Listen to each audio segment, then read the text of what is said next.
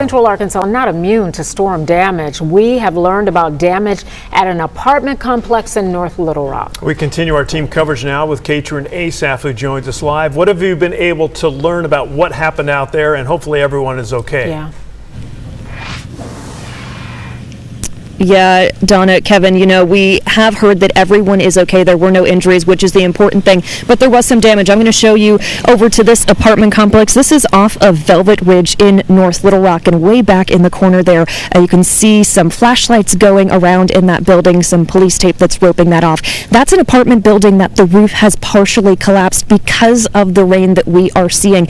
And we were able to talk to a woman who lives there. Now, she said that she had always had some leaks, some drips when it rained, when it stormed like this, but this was just the straw that broke the camel's back, that this little bit of rain that we've gotten here in Central Arkansas, of course more rain on the way coming up later this week, but that's what finally did that roof in. That it started in her apartment, her living room and her bedroom collapsed. They had holes, there was insulation everywhere, and then when she went downstairs to warn her neighbors, they said there was up to 2 inches of water that was in their apartments as well. Now we're told that 5 families have been displaced. The woman we spoke to said that she already was contacted by the Red Cross, but we were able to talk to her, and here's what she found when she came home and entered into her apartment.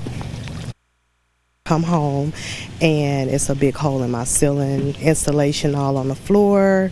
My living room is flooded out, about maybe 1 or 2 inches of water.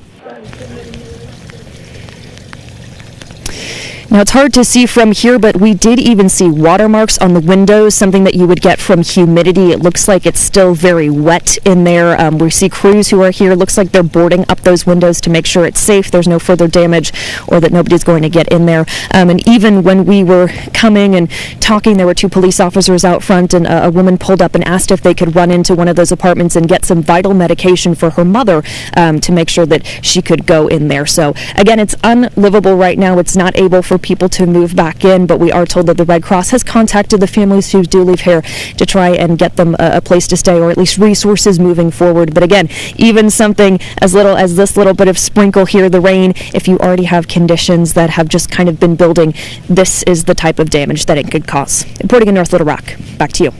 That's very interesting when you talk about the woman who wanted to get inside so she could get medication for her mom. Are other people going to be able to at least get back inside of their home so they can get whatever it is that they can salvage? And I know it's hard to put a timetable on when they'll be able to actually move back into their homes. From what we've been told, both from the fire marshal who let us know that it was related to the weather, this rain that we've been seeing, and also from the police officers that I met on scene, we have been told that right now they don't consider it safe for those residents to go back in there. Like I said, even the person who went in to get that medication was a police officer. It wasn't the actual homeowner or the tenant themselves.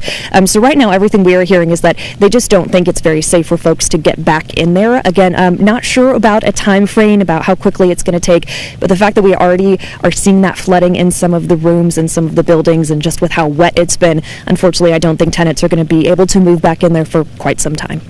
It's going to be a while. All right, Katrin Asaf, thank you.